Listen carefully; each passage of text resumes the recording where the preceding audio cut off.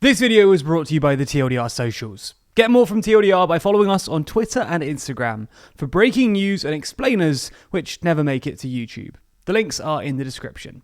Over the weekend, Chile held their elections for their president, half of the upper house, and all of the lower house. A big weekend for sure. So in this video, we're going to be taking a look at the results and how the so-called Chilean Trump managed to pull off the results he did. So, before we get into the results, presuming you're not an expert in Chilean politics, you're going to need a touch of context. Chile's incumbent president is Sebastián Piñera, a Chilean billionaire who's actually serving his second stint as president.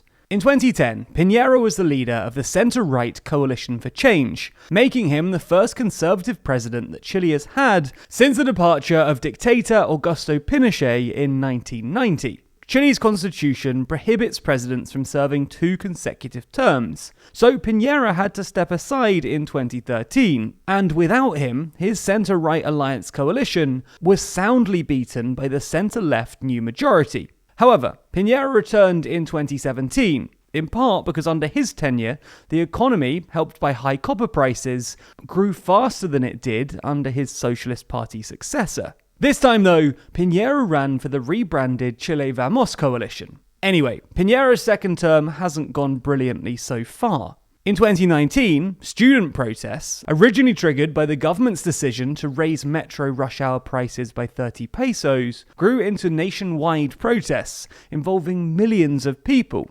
Now, there's been some dispute as to what these protests were actually about. Some protests seem to be focused on wealth inequality, and after all, Chile has some of the worst income inequality in the OECD, thanks to neoliberal economic policies in the 1980s that led to high growth, but also high inequality. Although it's worth noting that it's still lower than the Latin American average. However, some other protesters were upset about their pensions. A poll from Santiago-based think tank, the Center for Public Studies, found that pensions were the main problem confronting Chileans today, with the number of people choosing it as their top issue only increasing.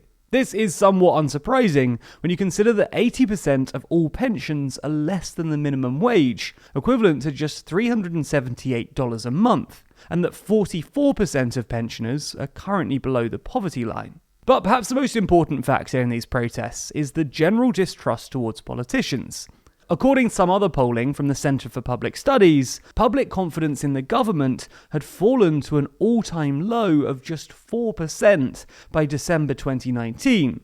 And confidence in political parties stood at just 2%, which is honestly astoundingly low. This is probably because, despite being a relatively wealthy country, Chile had a GDP per capita of about $16,000 in 2019, about that of Croatia. Chile has relatively weak public services, largely due to its low tax revenues. Chile's tax revenue is just 20% of GDP, well below the OECD average of 34%, yet another hangover of the neoliberalism of the 1980s.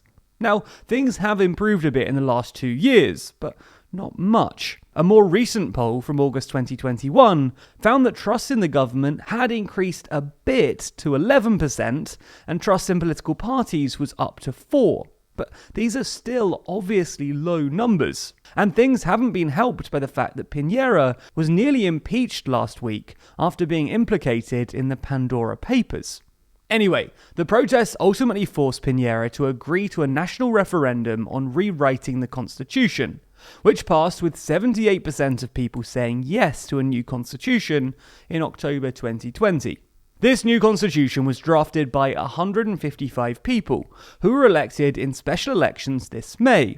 Because Chileans aren't currently super keen on politicians, more than 2/3 of the 155 elected were independents, unaffiliated with any political party. In general, these independents were pretty left-wing, with many endorsing a more generous welfare state and the renationalization of certain industries. And this is in part why most people expected this year's election to be won by Gabriel Boric, a former president of the University of Chile's Student Federation and an independent member of Chile's lower house. Boric advocates for European levels of tax, a greater welfare state, and green investment. As a popular anti-establishment politician on the left of Chilean politics, and the candidate for the left-wing coalition, Boric looked like a good fit for a country currently fed up of party politicians that's also just chosen a load of left-leaning independents to write its new constitution. Originally, polling reflect this, putting Boric well ahead of the other 6 candidates in the race. Polling from September had him at 20%, 8% ahead of his nearest rival, Sebastian Sichel. However, as the race has gone on, Boric's support has waned at the expense of another anti-establishment candidate, Jose Antonio Kast. Polling from last week even put Kast at 22%, 5 points ahead of Boric. Kast is sort of your classic far-right politician. He's virulently anti-immigration and even suggested that they build a ditch around Chile. Anti-immigration sentiment has actually been rising in the country though, which has seen an influx of migrants in recent years. Since 2014, Chile has received more than 1 million immigrants, mostly from Haiti and Venezuela, representing about 5% of the total population. He's also nostalgic about Chile's authoritarian past, having insisted that were he alive, even Pinochet would vote for him. Kast also endorses so-called traditional Chilean and Christian values, himself a traditional Catholic with 9 children. This apparently translates into his opposition for divorce, abortion, and what he describes as the gay lobby. Kast also wants to keep the old constitution and reduce taxes. Surprisingly though, Kast's environmental policies are actually pretty progressive. He wants to increase the budget for environmental initiatives and the Department for Forests, as well as investing in renewables, including hydrogen, and wean the country off coal.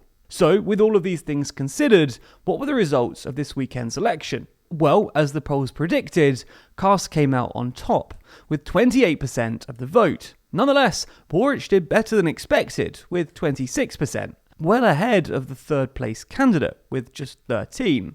As no one got more than 50% of the vote, this means there'll be a runoff between Kast and Boric in a month's time. At the moment, Kast is a frontrunner, not just because he won a plurality in this round, but also because centre-right candidates did surprisingly well, and recent polling gives Kast a 4-point lead going into the second round. So, what does this mean for Chile? Well, the test for Kast's economic policies, assuming that he does indeed beat Boric in December, will be whether he can steer Chile out of the so-called middle income trap. The middle income trap, a term coined by World Bank economists in 2016, describes how modern middle income countries get stuck and fail to become fully developed countries. Chile is a relatively wealthy country, with a GDP per capita well above that of its neighbours, but it's not yet a fully developed country.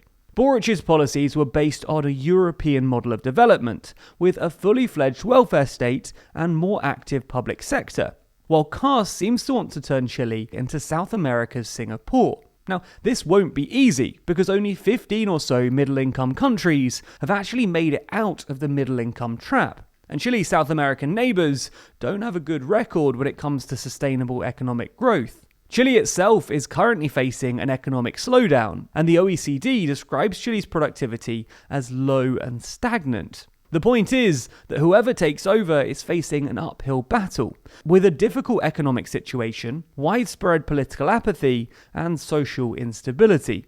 But what do you think? Will Kast win? And if so, what sort of country will Chile become? Let us know your thoughts in the comments below. And you can get even more engaged with TLDR by following us on Twitter and Instagram. The links are in the description, and we'd really appreciate your support, especially on the smaller TLDR global accounts. Also, be sure to subscribe to this channel and ring the bell icon to be notified every time we release a new video. Special thanks to our Patreon backers who make videos like this one possible. And if you want to see your name at the end of videos, then you too can back us on Patreon. The link to that is in the description.